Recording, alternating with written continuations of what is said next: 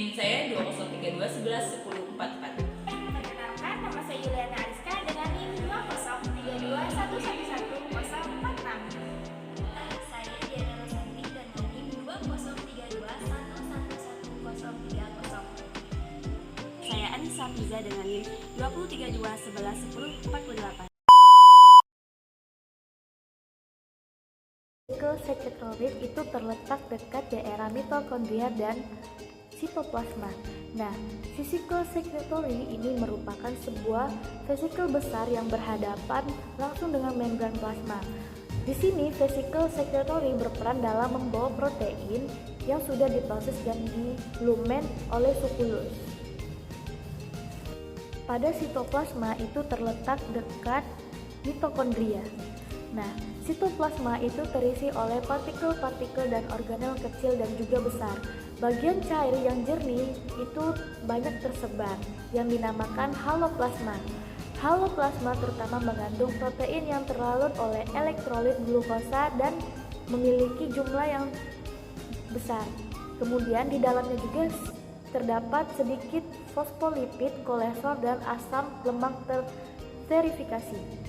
Bagian sitoplasma yang tepat di bawah membran sel sering mengalami gelatinasi menjadi setengah padat yang dinamakan korteks atau ektoplasma. Sedangkan sitoplasma yang terdapat antara korteks dan membran inti berbentuk encer yang dinamakan endoplasma. Pada mitokondria ini memiliki bentuk yang bulat dan lonjong, memiliki bercabang dan ukurannya sekitar 5.000 sampai 2.000 nanomikron. Nah, mitokondria ini banyak terdapat pada sel yang aktif. Untuk struktur mitokondria sendiri itu dikelilingi oleh dua lapisan membran, yaitu membran dalam dan berbentuk krista.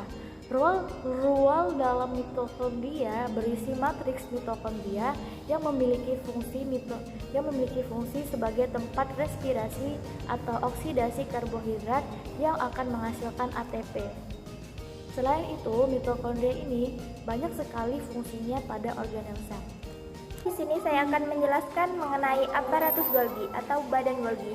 Di sini badan Golgi yaitu berbentuk lipatan kantong-kantong pipih yang sangat kompleks, dan pada bagian kantong-kantongnya ini tersebut terdapat ruang-ruang kecil. Ruang-ruang kecil itu biasa disebut dengan vakuola. Membran badan Golgi sendiri terbentuk dari lipoprotein.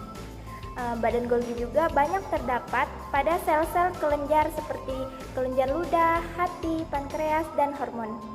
Fungsi dari badan Golgi itu sendiri yaitu sebagai organ sekresi karena mengeluarkan zat-zat yang masih dibutuhkan, yaitu berupa sekret dalam bentuk butiran getah. Dan yang kedua di sini fungsi dari badan Golgi sendiri yaitu membentuk enzim yang belum aktif atau juga disebut dengan zymoget atau proenzim. Dan yang ketiga fungsi dari badan Golgi yaitu sebagai pembentuk glikoprotein ataupun musus atau lendir. Selanjutnya di sini saya akan menjelaskan yaitu mengenai nukleus. Nukleus yaitu terdapat di tengah-tengah yang ada di organel sel. Di sini ada nukleolus dan porinukleus. Nukleus sendiri yaitu adalah komponen yang terdapat di dalam nukleus atau inti sel. Nukleus yaitu menyimpan sebagian besar DNA sel yang bertanggung jawab untuk membawa informasi genetik. Sedangkan pada nukleolus sendiri yaitu bertanggung jawab untuk pengumpulan dan transkripsi RNA. Baiklah, sekarang saya akan menjelaskan tentang sentrosom dan sentriol. Sentrosom merupakan umumnya sel hewan yang mengandung sentrosom, letaknya pada sitoplasma dekat membran inti. Pada saat pembelahan mengandung dua sentriol. Sebuah sentrosom terbentuk dari 9 set tabung masing-masing. Set terdiri dari 3 buah mikrotubul yang berfungsi pergerakan kromosom pada saat pembelahan sel. Nah, sentriol itu sendiri merupakan organel sel yang dilihat ketika sel mengadakan pembelahan. Jadi, sentriol ini terdapat pada sentrosom. Selanjutnya saya akan menjelaskan tentang reksisom. Reksisom merupakan organel sel yang senantiasa berasosiasi dengan organel lainnya dan banyak mengandung katalase dan oksidase. Dan juga enzim ini akan mengatalisis H2 dan O2 berbahaya bagi tubuh. Di sini saya akan menjelaskan yang pertama yaitu mengenai membran sel. Membran sel yaitu lapisan terluar dari organel sel yang membatasi isi sel dengan lingkungannya. Dapat kita lihat yaitu pada contoh organel sel yang telah kami buat yaitu terletak di bagian yang terluar. Nah, membran sel ini berfungsi sebagai pelindung isi sel dan pengontrol yang bersifat semi permeabel untuk mengendalikan pertukaran zat antara sitoplasma dengan lingkungannya. Nah, membran sel ini tersusun atas selaput lipoprotein. Yang kedua yaitu mengenai silia. Silia berbentuk memanjang seperti rambut yang menonjol dan menempel pada membran sel. Nah, silia ini berfungsi sebagai alat yang membantu dalam pergerakan organisme sel dan membantu dalam transportasi sel pada setiap proses metabolisme. Baik, yang ketiga yaitu mengenai retikulum endoplasma. Retikulum endoplasma yaitu komponen dari suatu sistem selaput yang dinamis.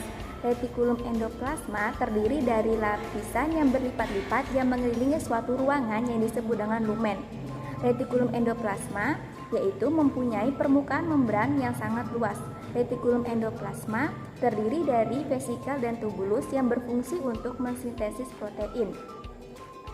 Pada organel sel yang telah kami buat, retikulum endoplasma dibagi menjadi dua. Yang pertama yaitu retikulum endoplasma kasar dan retikulum endoplasma halus. Retikulum endoplasma kasar yaitu yang ditempeli oleh ribosom yang berfungsi untuk mensintesis protein dan membran yang didistribusikan melalui vesikel transport. Yang kedua yaitu retikulum endoplasma halus yang tidak ditempeli oleh ribosom yang berfungsi untuk mensintesis protein, metabolisme karbohidrat, dan detoksifikasi racun. Di sini saya ingin menjelaskan tentang lisosom dan juga ribosom. Yang pertama itu lisosom. Lisosom itu berupa kantung membran yang berisi enzim hidrolitik. Lisosom berfungsi mencerna makromolekul secara intraseluler yang menghidrolisis lemak, protein, asam nukleat, dan juga polisakarida. Dan juga untuk menghancurkan bakteri yang membahayakan nih. Juga fungsi terakhirnya itu untuk berfungsi sebagai perkembangan pada embrio. Nah, lisosom itu ada dua nih, lisosom primer dan juga lisosom sekunder. Yang primer itu tidak mengandung substrat yang dicerna. Nah, sedangkan yang sekunder itu mengandung substrat yang dicerna, butiran kecil nukleoprotein yang tersebar di sitoplasma. Nah, fungsinya sendiri itu sebagai tempat untuk melakukan sintesis protein seperti transkripsi pada RNA dan juga rRNA. Nah, pada sel prokariotik, ribosom tersendiri terdapat bebas pada sitosol. Nah, sedangkan pada sel eukariotik itu ribosom terdapat bebas di sitoplasma, matriks mitokondria ataupun berikat pada permukaan.